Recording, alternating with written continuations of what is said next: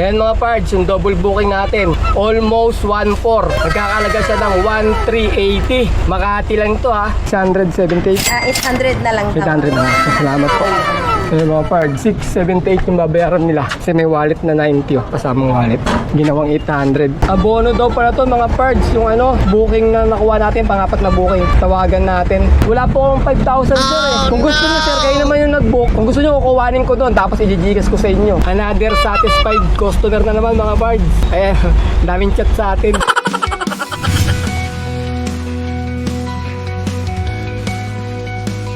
Good day mga pards! Today is another booking day na naman tayo. September 27 ngayon, 2024. 9:30, wala pa tayong booking mga pards. Gabang maraming booking kaso parang papangit eh. Gabang pa kami kahit papunta sanang Manila para maganda-ganda yung booking natin. Ito kami ngayon sa may TV5 kay Will Reveal na Will to Win. Ano tayo? Pila na lang tayo dyan. Baka mas madali pa magkapera eh. Hirap magkapera dito eh. Wala pa eh. Ha? Kaya mga pards, pila na lang kaya kami dito sa may TV5 para, ayun, dami nakapili. Para magkapera tayo. Ayun mga napila ron di ba pinapapasok? Baka mamaya pa taping yan. Time check, 9:43 AM. First booking natin from Sauyo going to Makati sa halagang 768. Ang layo ng pickup location ay 3.4 km. Papunta na kami sa may pickup location. 1,000 kg to mga parts. Pick up po kami ng office table. Saan po ma'am? Andito po. Sa loob? Kasya ba dito? Kasya siguro. Manit lang ba yun ma'am? Yung yung mga niya. Ito, screw. Oh, screw.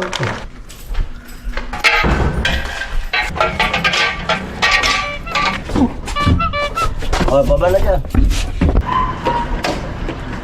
Time check, 10:30 AM. May pan-double booking na tayo pang sabay mga pards. From Kulyat going to Makati sa halagang 612. Ang layo ng pickup location ay 5.1 km. 300 kg lang to mga pards. Papunta na kami sa may pickup location. Pick up po ma'am, lalamog. Atras ma'am.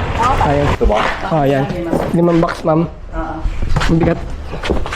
Ang gaan lang. Maka-acting ka. Alam ko ba, bigat. Papahanapin niyo na yung receipt. Andiyan ba ma'am? Ayan.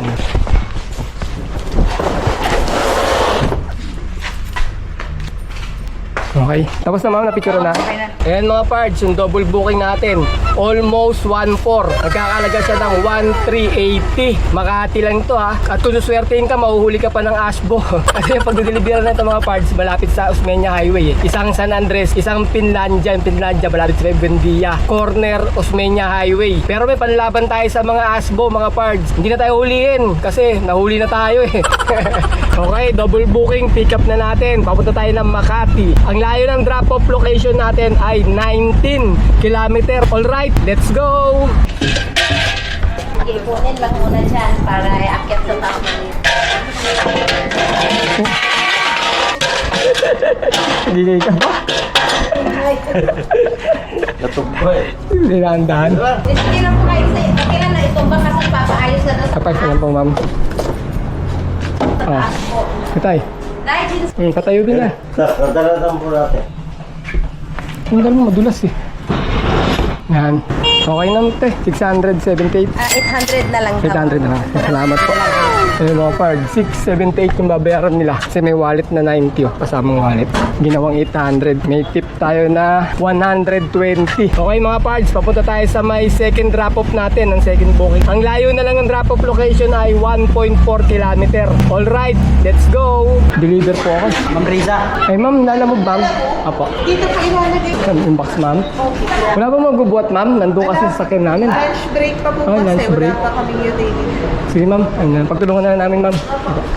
Pakababa natin daw dyan. Walang taga-buhat, break time daw eh. Nagkakilatan. Doon, dyan sa may pasok ko doon, sa may pintuan na yun. Hello. Oo, magaan lang naman. Sige na. Yan, doon na, sa mga babae doon tayo. Dito. 5 piraso.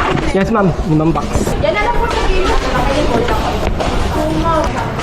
Okay na yan ma'am, bayad na ma'am, salamat po. Time check, 1:23 PM. Third booking natin from Pasay going to Kaunlaran sa halagang 796. Ang layo ng pickup location ay 850 meters. Papunta na kami sa may pickup location. 1,000 kg to mga parts. Sabi mo, Ano sir, nakahuli kasi dyan eh. NCG. nagpahuli ka. Sir, pag magaling talaga sir, nahuhuli. Hindi ka daw driver eh, pag di ka nahuhuli, sabi nila. Kaya mahuhuli ka. Di puti unahan, tinanggal. Diyan lang sir, sa likod lang. Wala. Hindi Hindi mo pwede dalawa, wala. Huli na kami na, wala kaming plaka. Isa. 5 na yun. 5 karton na. Ito? 5, 7 na. Okay na. Okay na, nakonfirm mo na. Okay lang yan. Tama lang yan.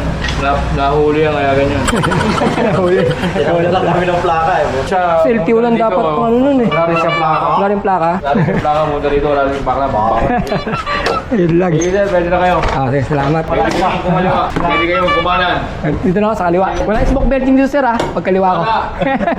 Tama. Nahuli ka muli. Bahuli. Yung isa na. Pati harap. Sige ka na. Time check, 1:39 PM. May nakuha tayong pangsabay, pang double booking natin. Bali pang 4 na booking na natin to mga pards. Abono daw pala to mga pards. Yung booking na nakuha natin, pang 4 na booking. Tawagan natin. Tawagan mo po customer kung pwede i-Gcash sa tawagan ko muna daw yung customer kung pwede i-Gcash daw sa kanya. Tawagan natin yung drop off mga pards. Hello? Hello po. Magandang araw sir. Lalamove po ako sir. Oo. Nakakasal na kayo? Sir, papunta kami ng pick-up location, sir. Bali, sabi sa amin nung pipick-upan namin, mag-aabono daw ng 5,000. Wala po akong 5,000, sir, eh. Opo. Kung gusto nyo, sir, pupuntahan ko dun, sir, pipick-upin ko. Tapos, hanggat... Ha? Kasi malalim masyado to. Malayo to Quezon City. Malalim. Nasa Malati po ako, sir. Masarap po. Kung kaya sa ko na mo. Masarap po. Sige, okay, sir. Papakancel ko na lang po, sir. Salamat, sir. Okay. Hello, sir. Sir. Sir, ayaw pumayag nung sir, eh. Nung drop-off. Gusto niya, abunuhan daw ng driver. Oo. Kasi naman yan yung nasa akin naman. Hindi sir eh, wala akong ganun sir eh, wala nga akong halos 500 pa lang po yung pera namin dito sir eh. Paano hindi kami haabot sa ganung 5K, malaki masyado yun sir. Hindi natin maabunuan sir eh. Kung gusto nyo sir, kayo naman yung nag-book. Kung gusto nyo, kukuhanin ko doon, tapos i-Gcash ko sa inyo. Pupuntahan ko kayo dyan. Tapos kukunin ko sa kanya, i-Gcash ko sa inyo pag nakuha ko. Ganun po ang namin. Kasi ayaw po mahayag nung drop off eh. Kinausap ko eh. Pero kung hindi naman, pwede naman i-cancel na lang sir kung ano. Kasi inyo po yun. Kasi ayaw po pumayag ng customer eh. Wala rin po akong mga bonus sir, hindi kami umabot sa ganyang kalaking ganin eh. Sige, pa-cancel na lang po sir ha. Sige po. Okay, salamat sir. Ayun mga pards, kinancel ni sir yung booking kasi wala tayong pa-abono ng 5K eh. Mahirap na, baka ma-scam tayo mamaya. Pinikap natin yun, wala palang drop-off. Sabi niya sa makita. Naging problema natin, nagkaroon tayo bigla ng e-bike. Ito mga pards, yung pinalit natin sa may na-cancel natin na booking kanina. Pang-4 na booking to. From Pasay going to Makati sa halagang 657. Yung pick-up location namin dito rin sa pinag-pick-upan natin ng 3rd booking kaya hindi na tayo lumayo. Baka po mag-ano po yan? Hindi, isang hilera lang sa dulo, yun yung una namin pick-up. Nakikita nyo lang po yan. May ano yan, may pangalan yan. Kami pa. Okay, ganda, di ba?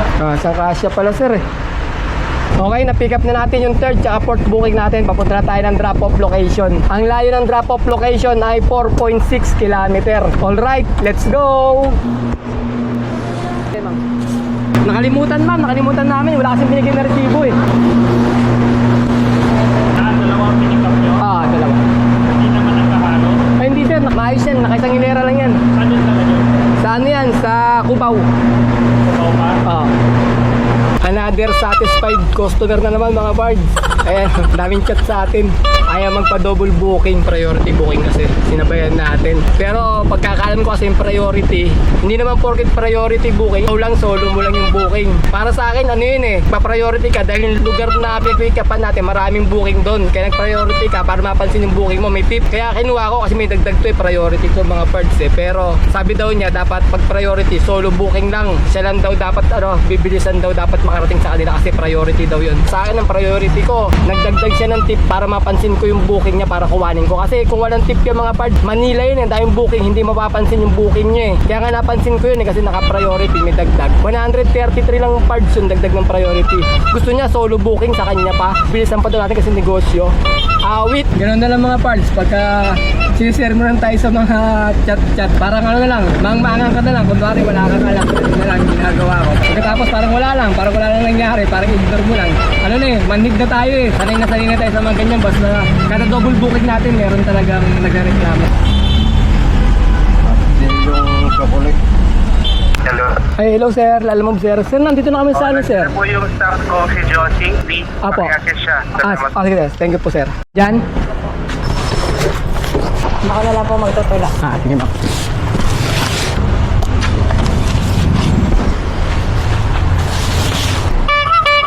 Thank you ma'am. Picture mo ako ma'am. Sige ma'am, thank you po. Time check, 4:15 PM. Panglimang booking natin from Socorro going to Las Piñas sa halagang 1,299. Ang layo ng pickup location ay 1.9 kilometer. Papunta na kami sa may pickup location. 1,000 kg to mga pards. Kinuha namin yung papuntang Las Piñas mga pards kasi malaking high demand niya. Nagkakalaga ng 578 yung high demand niya. Para na rin tayo nagsabay ng isang booking nito, parang isang 300 kg na rin sinabay natin. Kaya okay na rin, kinuha namin. Imbis na sana, hintayin namin na booking, papauwi na sana kasi time check tayo, 4:18 na eh. Double booking sana na papauwi. Kaso parang nagandahan kami tatay sa pamasahe nito malaki. 1.3 Las Piñas lang, kaya kinuha natin. Pick up kami. Okay din sir? Okay lang yun dyan. Pasyo. Napagdala na rin ako dati dun sa Las Piñas. May 3S dun. Sige, angat. Yan. Sige, yan. Lagay ko lang sa plastic mo. Sige sir. Tama yun sir. Subo pa ako. Okay, ang layo ng drop-off location natin ay 28 km. Alright, let's go! Sabi ng pickup mga part, kailangan daw ingatan yung motor. Huwag daw magagasgasan. Binabantayan yung tatay dun sa likod. Bila magkakaroon tayo ng Mio Pasio ng di oras.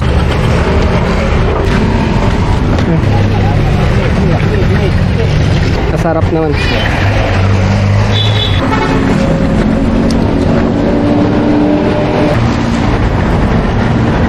May nakuha tayong pang-anim na booking mga pards from Manila going to Bahay Toro sa halagang 612. Ang layo ng pickup location ay 1.8 km. Papunta na kami sa may pickup location.